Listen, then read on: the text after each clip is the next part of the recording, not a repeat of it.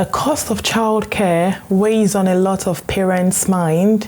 Finding the right option for your child or for your children, as well as finding one that will fit your family needs, and then ultimately the budget for most parents in the United Kingdom. Welcome to Priska's Mission, and in today's video I'll be talking about everything childcare, its benefits, its disadvantages, and different options we have available in the UK. I hope you will find this video very beneficial, and thank you for stopping by. If you haven't subscribed to my channel, please do well to subscribe, and for the returning subscribers, thank you very much for always coming back. I really do appreciate.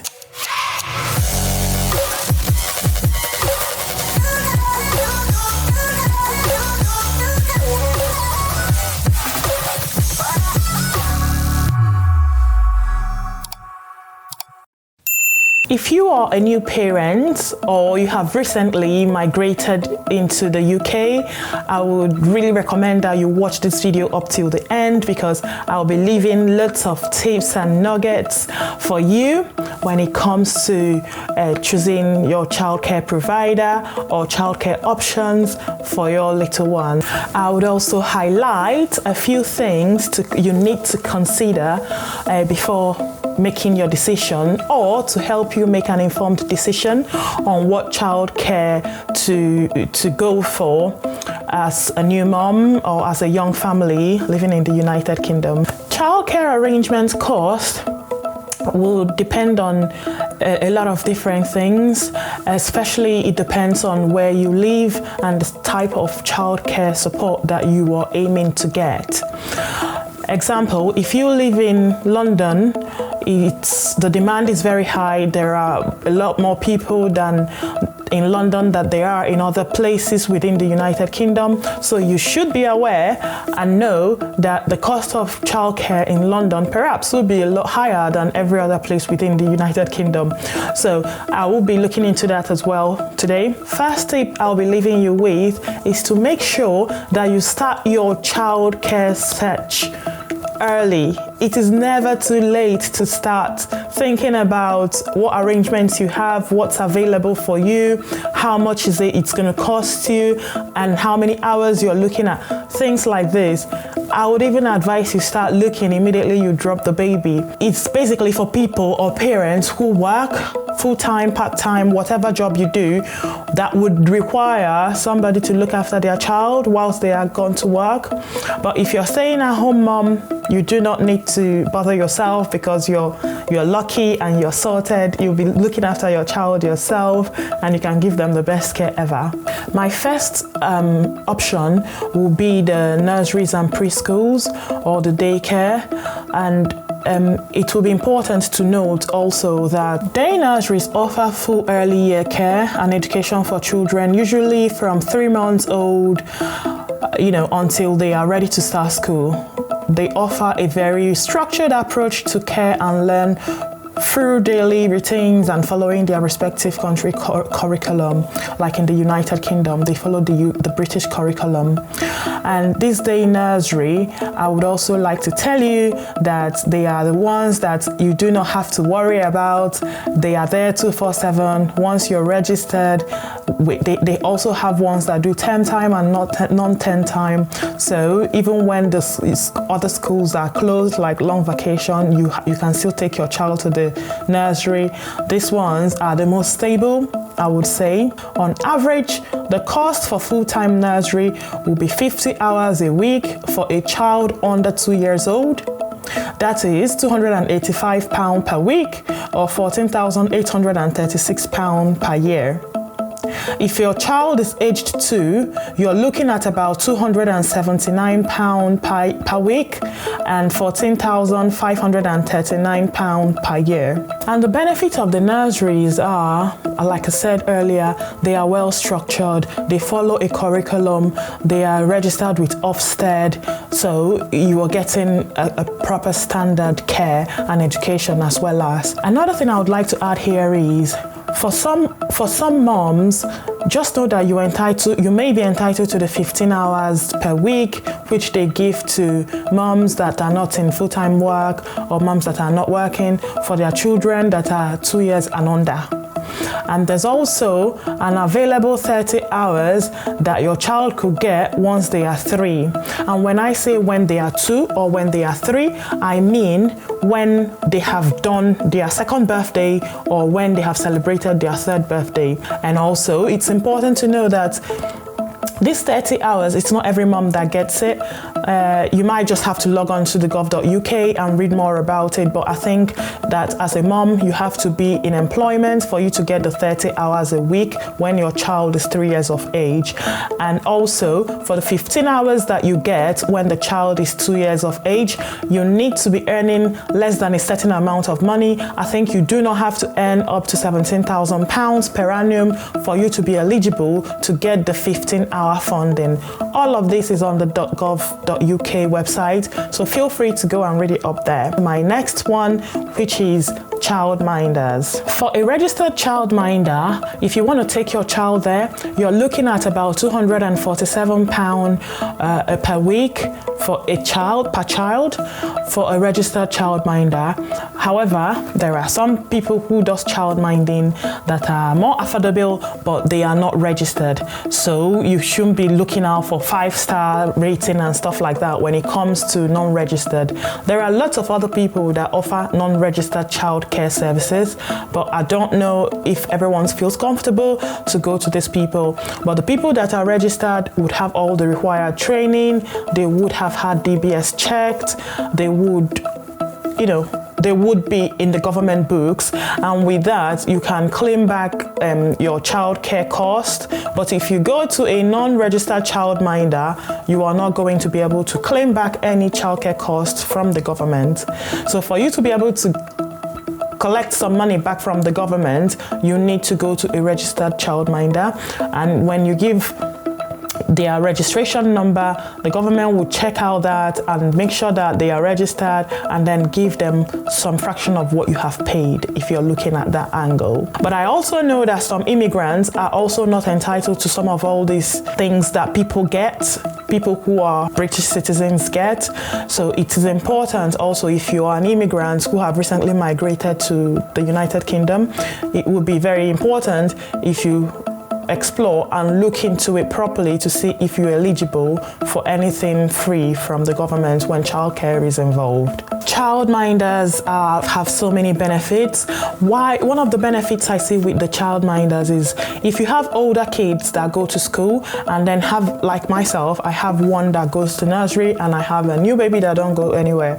So if you go to a registered childminder, you can also liaise with them, and they will be doing a collection for your older child and keep them whilst you are at work, and when you come back to pick your child, you collect all of them from the childminder. So childminder is good because they can look after more than one child for you, and this is really, really handy than having to drop them off at different places.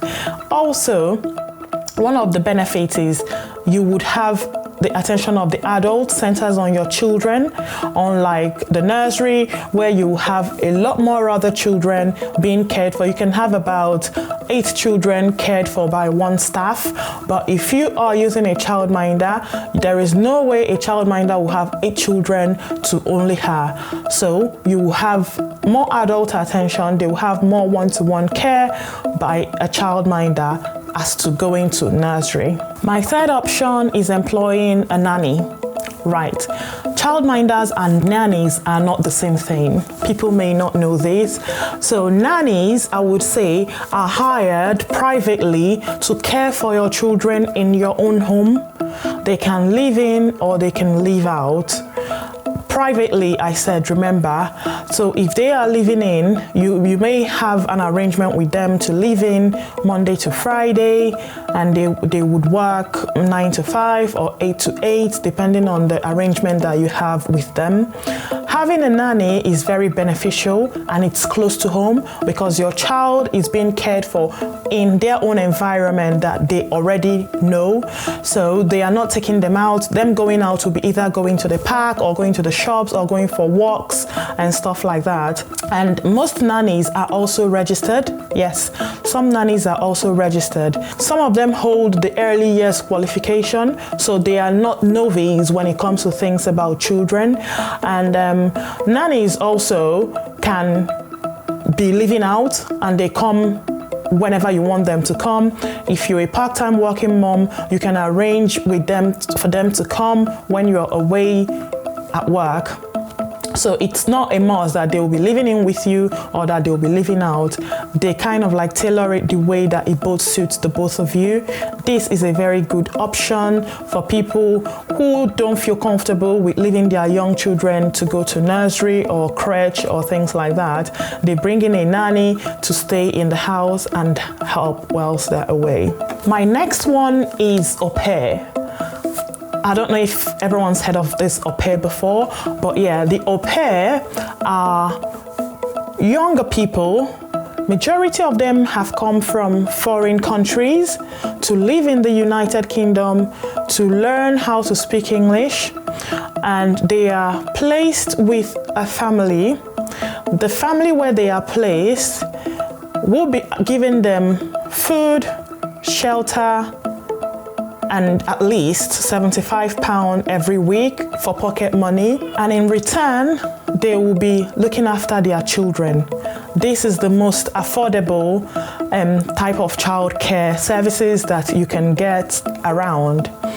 A lot of them stay for a period of up to a year with each family that they are being placed with before going back to their home country. I know au pair might sound appealing and interesting because of the cost, but I would like to also mention that au pairs are not holding any qualification like nannies or childminders in looking after your children. So do not expect them to be experts in childminding or nannying your children. They do not have any qualification. Also, another disadvantage of au pair is that some of them do not speak English and they do not understand very good English. So you have to, which is the aim of them coming down, help them to learn English in different ways. You can register them in a library. You can, you have to do something for them to be able to learn and understand English. So that is one of the disadvantages of au pair. Another option of childcare, which you could explore, is leaving your child with family, friends, and neighbors, things like that. I'll just take them one after the other. With neighbors, if you have children similar age as your neighbor, it could be a good idea for you and your neighbor to share the parenting or the caring of those children. Then another option is if you have family members, sisters, brothers, grandparents, mom, dad that live nearby, this is a good option for them to help you with childcare. This is the safest and the cheapest, I would say, because you don't have to pay them anything, but just bear in mind that they may not have the expert knowledge of looking after young children anymore or being able to take care of them as much as you would, but as the fact that they are family members, I believe they will do a good job for you. If you are going to explore that, look for grandparents that have retired and ask them if they are willing to look after your children. I mean, if they are not your own grandparents or they are the children's grandparents, you know what I mean. Take, for instance, you have a friend who have their parents around and they are retired and they are still fit and well to look after children. By all means, explore that option. speak to them and see what help they can offer to you and arrange that with them. If they are not retired and they look after your children part-time, full-time, and they are not retired, just check, because they may be able to get some national insurance credit if they look after children that are under the age of 12. So that's another thing to look into. Another option is consider flexible working. Consider working part-time and flexible working, because with part-time you might have to have a shared responsibility with the father of your child or with the mother of your child, where you work part-time and they work part-time. So the hours that you are at work, they would look after your little one, and with that you would have the balance that you are seeking. Working part-time, do not worry about exploring it with your employer. Just talk to them.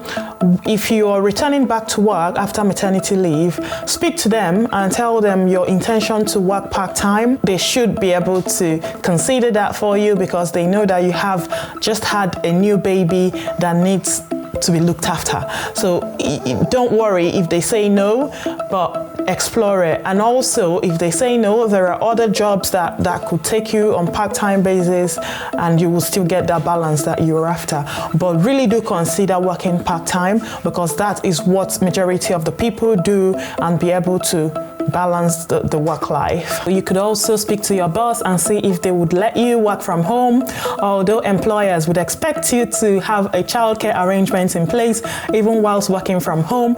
But if you have a child that you understand their routine and you can look after them whilst you're working, then do consider working from home and speak to your boss and see if they would actually let you work from home maybe some days a week.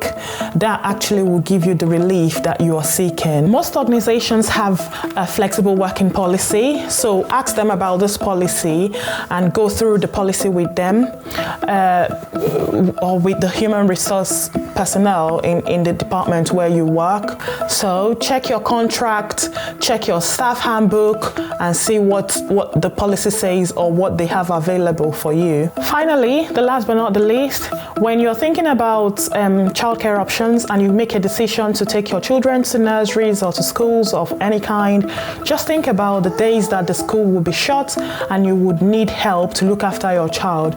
In those days, think about breakfast club, after school club. These are the people that take your child on board for a period of 1 to 2 hours before the actual nursery starts or before the school starts, and for 1 or 2 to 3 hours after school have closed, and then you go there and pick your child up. These are good options to do. I mean, you can combine a mixture of 1 or 2 to be able to get the desired goal that you want.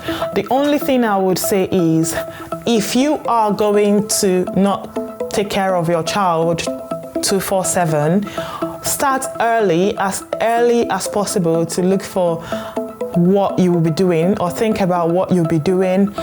For people like us that don't have parents or grandparents or siblings that would help us, we started early to think about what's going to happen when it's time to go back to work, and start early to look so you don't get to that time and you don't have anything in place.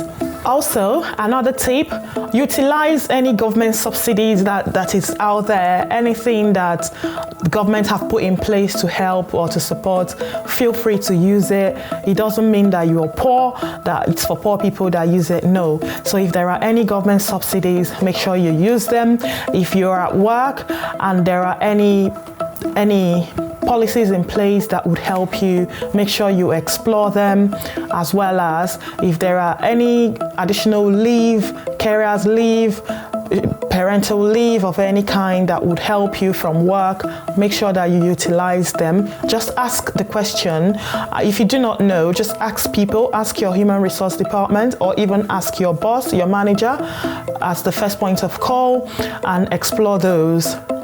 I hope you have enjoyed this video, or at least pick 1 or 2 tips from what I have said today. Feel free to ask any questions, especially if it's work related. As I'm an HR manager, I might be able to answer your questions in that regard. If it's anything related to government, please go to the government website, gov.uk, and you will find every information that you need to know. Until next time, cheerio.